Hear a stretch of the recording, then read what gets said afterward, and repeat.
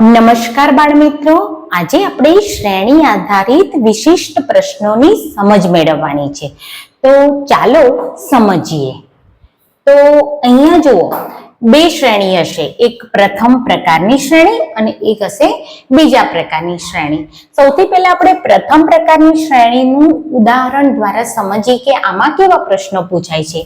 તો જુઓ, અહીંયા એક ઉદાહરણ આપ્યું છે, બરાબર. તો આ રીતે ઉદાહરણ લખેલું છે. એમાંથી પહેલો પ્રશ્ન છે કે જોડે જોડે XX આવે એવી જોડ જણાવો. તો હવે આપણે આમાંથી શોધવાની છે. તો આપણે કેવી રીતે શોધીશું? તો આપણે શું લાવવાના છે? તો X અને X એ બંને પાસે હોવા જોઈએ. તો ચાલો આપણે શોધીએ. ચલો, અહીંયા છે, નથી, નથી, બરાબર.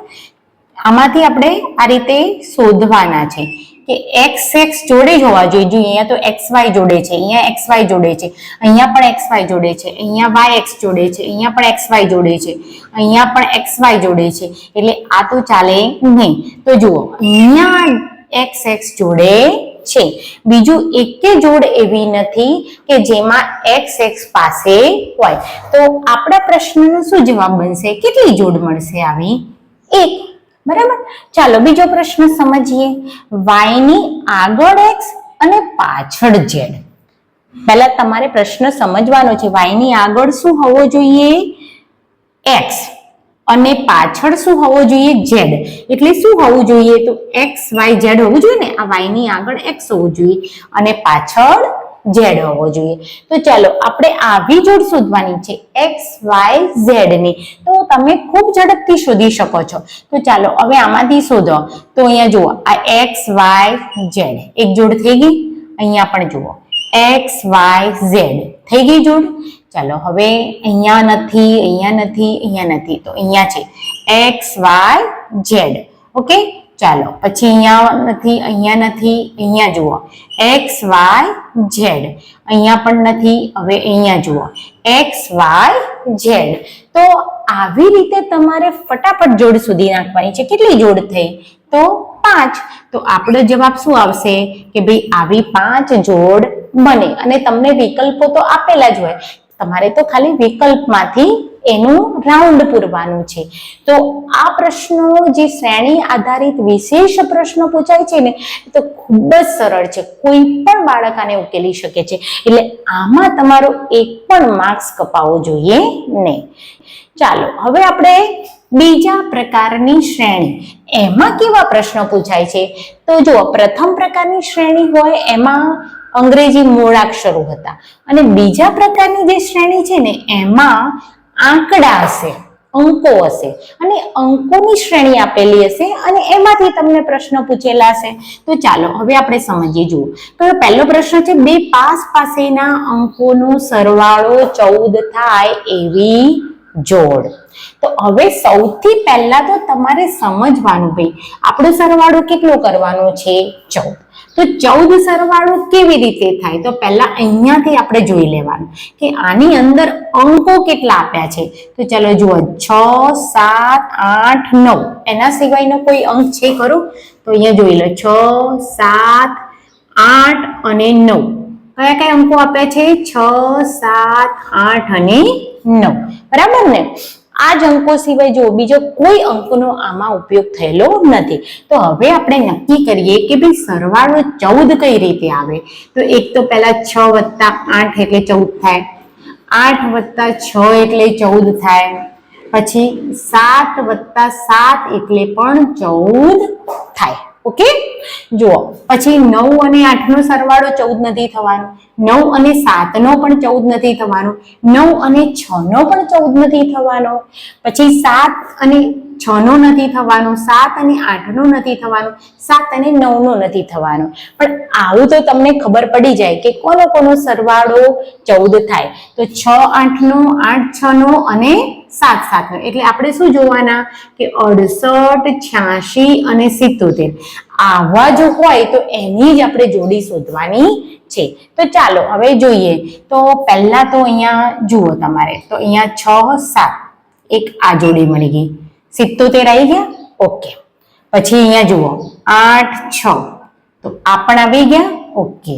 પછી 6 9 નો થશે નહીં, 9 7 નો થશે નહીં, 7 6 નો થશે નહીં, 6 7 નો થશે નહીં, 7 9 નો પણ થશે નહીં, 9 6 નો પણ થશે નહીં, પાછું 6 8 નું થશે ને, પાછા 8 અને 6 નું પણ થશે, પાછું 6 6 નો થશે નહીં, 6 7 નો થશે નહીં, પાછું જુઓ 7 7 નો થશે ને, પાછું 7 6 નો થશે નહીં, પાછું 6 8 નો પણ થશે, 8 6 નો પણ થશે, પછી 6 7 નો થશે નહીં, પાછું 7 9 નો થશે નહીં, 9 9 નો થશે નહીં, 9 6 નો પણ થશે નહીં.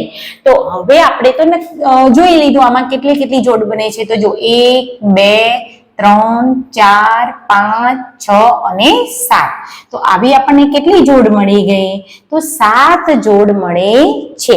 કેવી જોડ? તો જેનો સરવાળો પાસેના અંકોનો 14 થાય એવી. એટલે એ અંકો આપણા પાસે જ હોવા જોઈએ, પાસે ના હોય તો ચાલે નહીં. તો તમને બરાબર સમજાઈ ગયું ને? ઓકે, ચાલો આપણે બીજો પ્રશ્ન સમજીએ કે બે ક્રમિક અંકો એકી સંખ્યા હોય એવી જોડ. તો જુઓ, હવે આપણે કેવા લેવાના છે કે બંને ક્રમિક એટલે તરત એક પછી તરત આવે એ અંક અને જોડે અંકો હોય અને એમનો સરવાળો એટલે એ કેવા હોવા જોઈએ? બંને અંકો એકી હોવા જોઈએ. તો ચાલો અહીંયા જુઓ, પહેલી જોડ જોઈએ છે તો નથી. ચલો આ 7 7 ની જોડ એક થઈ જાય ભાઈ, આ થઈ જાય? હા, કારણ કે બંને એકી છે. પછી 7 8 થશે નહીં, 8 6 થશે નહીં, 6 9 થશે નહીં, કારણ કે એમાં 6 બેકી છે અને 9 એકી છે. પછી જુઓ 9 7 પણ થશે કારણ કે એ પણ શું છે? એકી. પછી 7 6 થશે નહીં, 6 7 થશે નહીં, પાછું 7 9 થશે કારણ કે બંને એકી છે. 9 6 થશે નહીં, 6 8 થશે નહીં, 8 6 પણ થશે નહીં, 6 6 પણ થશે નહીં, 6 7 પણ થશે નહીં, પાછું 7 7 પણ થશે કારણ કે બંને એકી છે. પછી 7 પછી 6 તો એ પણ થશે નહીં, 6 8 થશે નહીં, 8 6 થશે નહીં, 6 7 થશે નહીં, 7 9 થશે.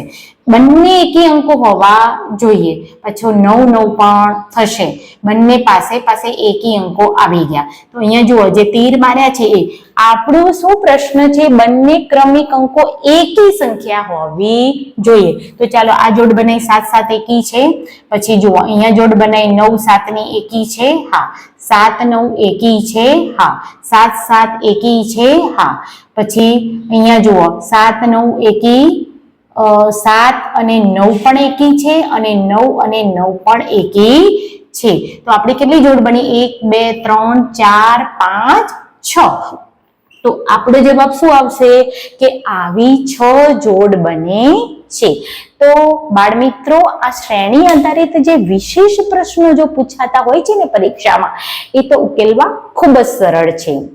તો તમે આ બધા વિડીયોને ખૂબ ધ્યાનથી જોજો અને જો વિડીયો ગમે તો એને લાઈક પણ કરો, તમારા બીજા મિત્રોને શેર પણ કરો.